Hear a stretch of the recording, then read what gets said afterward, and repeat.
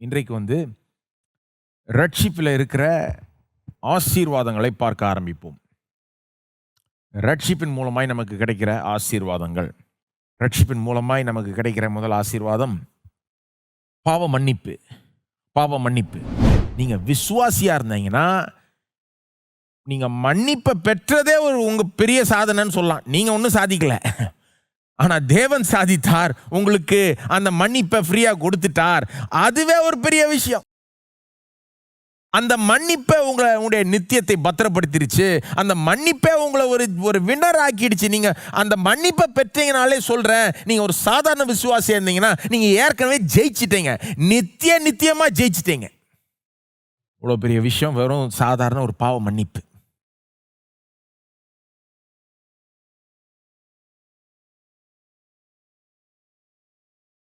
சரி, பாவ மன்னிப்பு பற்றி பேசினேன். இப்போ ஒரு அப்ளிகேஷன் இங்க நின்று நடைமுறையில் இது எப்படி உங்க வாழ்க்கையில் ஒரு தாக்கத்தை ஏற்படுத்தணும்னு சொல்றேன். பாருங்க, பாவ மன்னிப்புன்றது ரட்சிப்பினுடைய ஒரு மினிமம்னு சொல்லலாமா? கண்டிப்பா சொல்லலாம் நினைக்கிறேன். ரட்சிப்பினுடைய ரொம்ப பேசிக் மினிமம் எல்லாருக்குமே தெரிஞ்சது பாவ மன்னிப்பு. எல்லாருமே ஏற்றுக்கொள்றது பாவ மன்னிப்பு. மினிமம்னு எடுத்துக்கலாமா? சரி, உங்க ரட்சிப்பை நீங்க ரொம்ப மினிமமா புரிஞ்சுக்கிட்டா கூட, உங்க ரட்சிப்பை ரொம்ப லேசா புரிஞ்சுக்கிட்டீங்கன்னா கூட அதுவே போதும் உங்க உள்ளத்தை நன்றினால் நிரப்ப, உங்களுக்கு சந்தோஷத்தை தர. திரும்ப சொல்றேன், இதுதான் உங்க வாழ்க்கையில நீங்க நடைமுறைப்படுத்த வேண்டிய ஒரு காரியம். கவனிங்க, பாவ மன்னிப்பை பற்றி பேசணும். அதாவது ரட்சிப்பினுடைய ரொம்ப மினிமம் ஆசீர்வாதத்தை பற்றி பேசணும். இப்ப என்ன சொல்றேன், நான் உங்க ரட்சிப்பை ரொம்ப மினிமமா நீங்க புரிஞ்சுக்கிட்டீங்கன்னா கூட, ரொம்ப அடிமட்ட லெவல்ல புரிஞ்சுக்கிட்டீங்கன்னா கூட, ரொம்ப லேசா தான் புரிஞ்சுக்கிட்டீங்கன்னா கூட, உங்களுக்கு லேசா தான் தெரியும்னா கூட, வெறும் எனக்கு பாவ மன்னிப்பு வந்திருக்குங்க, நான் பரலோகம் போறேன், அவ்வளவுதான் தெரியும்னா கூட அதுவே போதும் உங்க இருதயத்தை நன்றினால் நிரப்ப, உங்களுக்கு சந்தோஷத்தை தர, உங்களுக்கு ஒரு தைரியத்தை தர. அதுவே போதும். லூக்காம் சுவிசேஷம் 10ஆம் அதிகாரம் போங்க. லூக் 10ஆம் அதிகாரம் 17ஆம் வசனம். இங்க இந்த பின்னணியை சொல்லிட்டு அப்படியே சொல்றேன். இங்க இந்த இதை பார்ப்பீங்க. அதாவது ரட்சிப்பை ரொம்ப மினிமமா தான் புரிஞ்சுக்கிட்டேன், மினிமமா தான் எனக்கு தெரியுது அப்படின்னா கூட, அதனாலே உங்க உள்ள சந்தோஷத்தினால் நிரம்பணும், நன்றினால் நிரம்பணும், தைரியம் வரணும், நம்பிக்கை வரணும். அதுவே ஒரு பெரிய தாக்கத்தை ஏற்படுத்தணும். வெறும் மினிமமா புரிஞ்சுக்கிறதே. இந்த பகுதியில் நான் காமிக்கிறேன் பாருங்க. இதுல இருந்து லூக் 10:17 முதல் இங்க பின்னணி என்னன்னு பார்த்தீங்கன்னா, இயேசு அவரோட இருந்த இந்த சீஷர்கள், அதாவது வெறும் 12 சீஷர்ல 70 பேர் இருந்தாங்க ஒரு குரூப். அந்த 70 பேரை முதல் முறையா அவுட்ரீச் மினிஸ்ட்ரிக்கு அனுப்புறார். முதல் முறையா அவங்கள வெளியே அனுப்பி சுற்றில இருக்கிற கிராமங்களுக்கு, ஊர்களுக்கு போய் ராஜ்யத்தின் சுவிசேஷங்களை பிரசங்கம் பண்ண சொல்றாரு. செஞ்சு அங்கே இருக்கிற வியாதியஸ்தர்களை குணமாக்குறது, அங்கே இருக்கிற அந்த பிசாசு பிடிச்சவர்களை சொசமாக்குறது, இதெல்லாம் இப்படி கட்டளை கொடுத்து அவங்களை அனுப்புகிறார். இந்த 70 பேரை அனுப்புகிறார். அது இதுக்கு முன்னாலேயே நடக்குது. அந்த அனுப்புறது இதுக்கு முன்னாலேயே வந்துடுது. அந்த 70 பேர் போய் வெற்றிகரமாய் ஊழியத்தை செய்து முதல் முறையாக இயேசு இல்லாமல் போகிறாங்க. செஞ்சுட்டு ரிட்டர்ன் இயேசுகிட்டே வராங்க. வந்து ரிப்போர்ட் கொடுக்குறாங்க. அங்கிருந்து தான் நம்ம வாசிக்க தொடங்க போகிறோம். லூக் 10:17. பின்பு அந்த 70 பேரும் சந்தோஷத்தோட திரும்ப வந்து, ஆண்டவரே, சந்தோஷத்தோட வராங்க. என்னன்னு பார்த்தீங்கன்னா என்ன சொல்றாங்க பாருங்க. ஆண்டவரே, உம்முடைய நாமத்தினாலே பிசாசுகளும் எங்களுக்கு கீழ்ப்படுகிறது என்றார்கள். என்ன சந்தோஷம் அவங்களுக்கு. இயேசு இல்லாம போனாங்க, பெரிய விஷயம் இது. போய் தனியாக ஊழியம் செஞ்சாங்க. 2 பேரை அனுப்புறாரு இயேசு. போய் வெறும் இயேசுடைய நாமத்தை பயன்படுத்துறாங்க, பிசாசுகள் கீழ்ப்படுகிறது. இதை கண்டு அவங்க ஆச்சரியப்பட்டு சந்தோஷப்பட்டு திரும்ப இயேசுட்ட வெற்றிகரமா ஒரு ரிப்போர்ட்டை கொடுக்குறாங்க. சந்தோஷமா சொல்றாங்க, ஆண்டவரே இயேசுவே, உடைய நாமத்தை பயன்படுத்தா பிசாசுகள் ஓடிடுச்சு. சந்தோஷம் அவங்களுக்கு. இயேசுவும் பாருங்க அவங்க சந்தோஷத்துல பங்கேற்கிறார். 18ஆம் வசனம் அவரும் எப்படி ரெஸ்பாண்ட் பண்றாரு பாருங்க. அவர்களை அவர் நோக்கி, சாத்தான் மின்னலை போல் வானத்திலிருந்து விழுகிறதை கண்டேன். இயேசு சொல்றாரு, எப்பா, நீ பார்த்தது வெறும் பிசாசு ஓடினது தான், நான் பார்த்தது அதை காட்டிலும் பெருசு. நீங்க செஞ்ச இந்த ஊழியம் எவ்வளவு பெரிய ஒரு தாக்கத்தை ஏற்படுச்சுன்னா, சாத்தான் மின்னலை போல் வானத்திலிருந்து விழுகிறதை கண்டேன். அப்போ அவனுடைய சந்தோஷத்துக்கு இவர் ஈக்குவலா அவனை இன்னும் பூஸ்ட் பண்ணி விடுறாரு. இவ்வளவுதான் மட்டும் இல்லப்பா, சாத்தானே வானத்திலிருந்து விழுறத நான் கண்டேன். அப்புறம் இயேசு தொடர்ந்து பேசுறார். என்ன சொல்றாரு? இது மட்டும் இல்லப்பா, கவனின்றார் 19, இதோ சர்ப்பங்களையும் தேள்களையும் மிதிக்கவும் சத்துருவனுடைய சகல வல்லமையும் மேற்கொள்ளவும் உங்களுக்கு அதிகாரம் கொடுக்கிறேன், ஒன்றும் உங்களை சேதப்படுத்த மாட்டாது. என்ன சொல்றாரு? நீ இதையே பெருசா நினைக்கிற, நான் உனக்கு இன்னும் அதிகாரம் கொடுக்க போறேன், இன்னும் பெரிய அதிகாரங்களை கொடுக்க போறேன், நீ இன்னும் பெரிய காரியங்களை செய்ய போற. எப்படிப்பட்ட அதிகாரம்னா, சர்ப்பங்களையும் தேள்களையும் மிதிக்கவும் சத்துருவனுடைய சகல வல்லமையையும் மேற்கொள்ளவும் உங்களுக்கு அதிகாரம் கொடுக்கிறேன், ஒன்றும் உங்களை சேதப்படுத்த மாட்டாது. இது வெறும் தொடக்கம் தான்பா, எவ்வளோ பெரிய வெற்றிகள் உனக்கு இருக்குது, நான் கொடுக்கிறேன், அதிகாரம் கொடுக்க போறேன், பெரிய வெற்றிகள் ஊழியத்தில் கொடுக்க போகிறேன் அப்படின்னு சொல்றார். நல்லா போயிட்டு இருக்கு இது வரைக்கும். அடுத்த வசனம் பாருங்க, 20ஆம் வசனம்.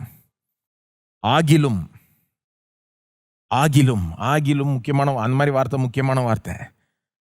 ஆகிலும்னா ஆனாலும். என்ன சொல்றாரு? பெரிய காரியங்கள் வரப்போகுது, ஆனாலும். ஆனாலும் என்னது? ஆவிகள் உங்களுக்கு கீழ்ப்படுகிறதற்காக நீங்கள் சந்தோஷப்படாமல் உங்கள் நாமங்கள் பரலோகத்தில் எழுதியிருக்கிறதற்காக சந்தோஷப்படுங்கள் என்றார். இது என்னது? இது வசந்த வாசிருக்கீங்களா? அதுக்கு முன்னால சூப்பரா போயிட்டு இருக்கு, அவங்க சந்தோஷமா இருக்காங்க. இயேசு அவங்களை இன்னும் பூஸ்ட் பண்ணி அப்படியே இதுக்கு மேல உனக்கு அதிகாரம் கொடுக்க போறேன், சூப்பரா போகுதுன்னு சொல்லிட்டு அப்புறம் காத்தி இறக்கி விடுற மாதிரி ஒன்னு சொல்றாரு. சில பேருக்கு அது காத்தி இறக்கி விடுற மாதிரி இருக்கு. 20ஆம் வசனம். ஆகிலும் ஆவிகள் உனக்கு கீழ்ப்படுகிறதுக்காக நீ சந்தோஷப்படாமல், நீ இதை கண்டு சந்தோஷப்படாமல், எதை கண்டு? பிசாசு பேரை சொன்னதுனால ஓடிச்சுன்றதை கண்டு சந்தோஷப்படாமல், வரப்போகிற அந்த அதிகாரம், அதன் மூலமா வரப்போகிற வெற்றிகளை மட்டும் பார்த்து சந்தோஷப்படாமல், உங்கள் நாமங்கள் பரலோகத்தில் எழுதியிருக்கிறதற்காக சந்தோஷப்படுங்கள். சிம்பிளா சொல்ல போனா, எப்பா இதை காட்டிலும் ஒரு ரட்சிப்புல சந்தோஷப்படுன்றாரு. உன் ஊழியத்தின் வெற்றியை கண்டு நீ சந்தோஷப்படுறது மட்டும் இல்ல, உன் ரட்சிப்பை பார்த்து சந்தோஷமா இருன்றாரு. என்ன சொல்ல வர்றாரு பாருங்க. இந்த வெற்றியெல்லாம் பார்த்து சந்தோஷம் இருக்க வேண்டாம்னு சொல்ல, சந்தோஷத்தை கெடுக்க வரல இயேசு. தப்பா இயேசு சில நேரம் ஒரு காரியத்தை ஸ்ட்ராங்கா சொல்லுவாரு, கொஞ்சம் ஷாக்கோட சொல்லுவார், கொஞ்சம் அதிர்ச்சி கொடுக்குற மாதிரி சொல்லுவார். ஏன்னா அதன் மூலமாக ஒரு காரியத்தினுடைய முக்கியத்துவத்தை நம்ம வழங்கி கொள்ளணுன்றதை விரும்புகிறார். இங்கே அவருடைய பாயிண்ட் என்னது? நீங்கள் ஊழியத்தில் அனுபவிக்கிற வெற்றிகள், உங்கள் வேலையில் அனுபவிக்கிற வெற்றிகள்லாம் உங்களுக்கு சந்தோஷத்தை தர வேண்டாம், அதில் சந்தோஷப்படாதீங்கன்னு சொல்கிறது பாயிண்ட் இல்லை. அவருடைய பாயிண்ட் என்னன்னா, உங்கள் ஊழியத்தின் வெற்றியை கண்டு சந்தோஷப்படுறதை விட உங்கள் ரட்சிப்பை பார்த்து சந்தோஷப்படுங்கள்ன்றார். Your greater source of joy should be your salvation, not your victories and successes. திரும்ப சொல்றேன், தமிழ்ல சொல்றேன். உங்களுடைய வெற்றிகளை காட்டணும், வாழ்க்கையில உங்களுக்கு கிடைக்கிற வெற்றிகள், சக்சஸ், உங்க வேலையில, உங்க ஊழியத்துல, இதிலிருந்து உங்க சந்தோஷம் வர்றதை விட உங்க ரட்சிப்பிலிருந்து உங்களுக்கு அதிக சந்தோஷம் வர வேண்டும். அதான் சொல்றாரு இயேசு. பாருங்க, பொதுவா மக்கள் எப்படின்னா, ஒரு காரியத்தில் வெற்றி பெற்றாங்கன்னா அது அவங்களுக்கு பெரிய சந்தோஷம் தரும். வேலையை வெற்றிகரமாக செஞ்சிட்டாங்கன்னா, முயற்சி வாய்ச்சிருச்சுன்னா, ஊழியமாக இருக்கட்டும், எந்த வேலையாக இருக்கட்டும், அது அவங்களுக்கு ஒரு பெரிய ஒரு பூஸ்டை தரும், சந்தோஷமா அன்னைக்கு அப்படியே கொண்டாடுவாங்க. இயேசு என்ன சொல்றாரு? அப்பா நீ விசுவாசி, நீ உலகத்தார் கிடையாது.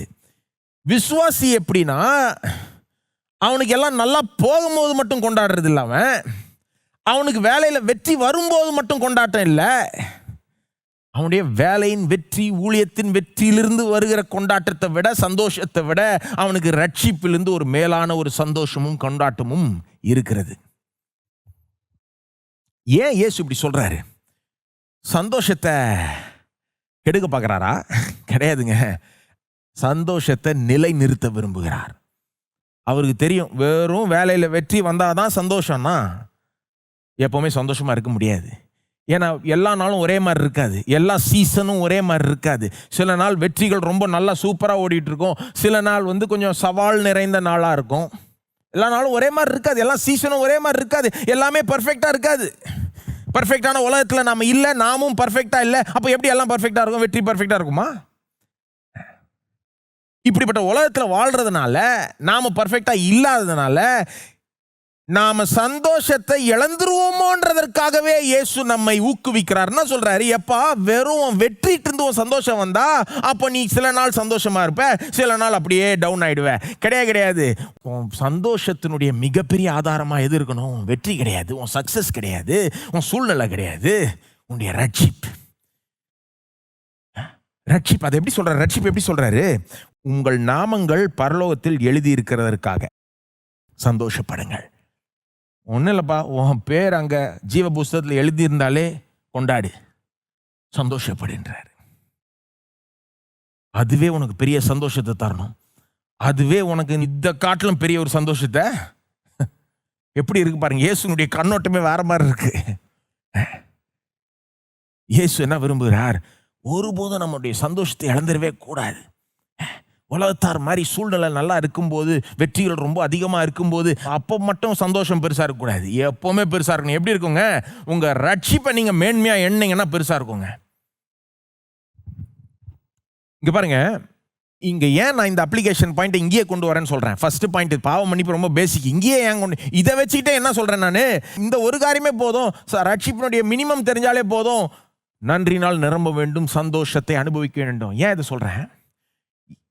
இந்த இடத்துல இயேசு சீஷர்கள்ட்ட பேசுகிறப்போ அவங்களுக்கு ரட்சிப்பை பற்றி ஆழமான சத்தியம் தெரியாது. அவங்களுக்கு ரட்சிப்பினுடைய முழு மேன்மை தெரியாது. இயேசு இன்னும் சிலுவையிலேயே அறையப்படலை, ரத்தம் சிந்தலை, அவங்களுக்கு பெரிய ஒரு வெளிப்பாடு வரலை. அவங்க சிந்தையே பாருங்கள் மந்தமாக இருந்தது. ரொம்ப அடிப்படை, ஒரு வேளை ரொம்ப லேசாக தான் இயேசு போதிச்சிருப்பார்னு நினைக்கிறேன் அவங்கள்ட்ட, ரட்சிப்பை பற்றி, பாவ மன்னிப்பை பற்றி. ஏன்னா ஏற்கனவே சில ஜனங்களுடைய பாவங்களை மன்னிச்சிருக்கிறார். அப்போ அதெல்லாம் பார்த்துருப்பாங்க, லேசாக போதனை உளுந்திருக்கும் அதை பற்றி. அப்போது நான் என்ன சொல்ல வரேன், இந்த சீஷர்களுக்கு இந்த நேரத்தில், லூக்கு 10ஆம் அதிகாரம் இந்த நேரத்தில் ரட்சிப்பை பற்றி ரொம்ப மினிமமாக தெரியும். உங்களுக்கு தெரியறது கூட தெரியாது. அதை வச்சுக்கிட்டே இயேசு சொல்கிறாரு, எப்போ உன் ஊழியத்தின் வெற்றியை காட்டிலும் உன் ரட்சிப்பில் நீ பெரிய ஒரு சந்தோஷத்தை காண வேண்டும். 2 டெஸ்ட் கொடுக்குறேன். ரட்சிப்பை நம்ம எடுக்க வேண்டிய விதத்தில் எடுத்துக்கிறோமா இல்லையா, நம்முடைய சந்தோஷம் அதுலேருந்து வருதா இல்லையா என்பதை பார்க்கறதுக்கு 2 டெஸ்ட். 1, உங்களுடைய மிக சந்தோஷமான நாளில் உங்கள் ரட்சிப்பு உங்கள் சந்தோஷத்தை அதிகரிக்க செய்யணும். உங்களுடைய மிக சந்தோஷமான நாளில் உங்களுடைய ரட்சிப்பு, நீங்கள் ரட்சிக்கப்பட்டிருக்கிறீங்கன்ற அந்த எண்ணம் உங்களுடைய சந்தோஷத்தை அப்படியே தூக்கி பறக்க செய்யணும். அப்போ மிக சந்தோஷமான நாள் யோசித்து பாருங்க. வேலையில் ப்ரொமோஷன் வாங்குறீங்க, அப்படியே சம்பள உயர்வு எல்லாம் கிடைக்குது, எல்லாம் குடும்பம் நல்லா போயிட்டு இருக்கு, எல்லாம் சூப்பராக வெக்கேஷனில் போறீங்க, ரொம்ப சந்தோஷமா இருக்கு, அப்படியே பறந்துட்டு இருக்க மாதிரி இருக்கு. அந்நாளில் ரட்சிப்பை எண்ணி பார்த்து அது உங்களை அப்படியே இன்னும் தூக்கணும், சந்தோஷத்தை அதிகரிக்க செய்யணும். செய்தா? அது ஒரு டெஸ்ட். சந்தோஷமான நாளில் எடுக்க வேண்டிய டெஸ்ட். இன்னொரு டெஸ்ட், உங்களுடைய ரொம்ப சோகமான நாளில், துக்கமான நாட்கள் கூட இருக்குல்ல சில நேரம், சூழ்நிலைகள் சொல்கிறேன். சில நாட்கள், சில சீசனில் சூழ்நிலைகள் ரொம்ப அப்படியே நமக்கு சாதகமாக இல்லாத மாதிரி இருக்கலாம். அப்படிப்பட்ட நாட்களில், துக்கமான நாட்களில் உங்களுடைய ரட்சிப்பு உங்கள் சந்தோஷத்தை தக்க வைக்க செய்ய வேண்டும்.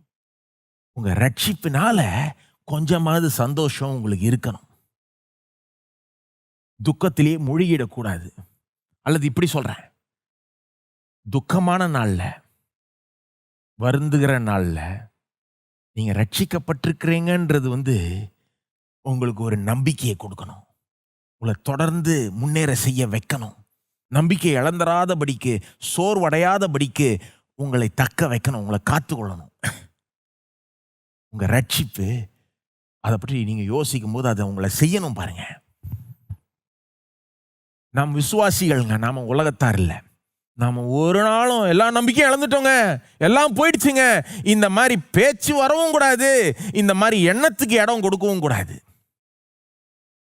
ரட்சிக்கப்பட்ட ஜனத்துக்கு அப்படிப்பட்ட எண்ணத்துக்கு இடமே கொடுக்க கூடாது. பாருங்க, அது எப்படி நாம சொல்ல முடியும்? எல்லாம் போயிடுச்சு, எல்லாம் நம்பிக்கை இழந்துட்டோம், இதுக்கப்புறம் வாழ்க்கை இல்லை, இந்த மாதிரி பேச்சோ எண்ணமோ நம்மிடத்துல காணப்படக்கூடாது.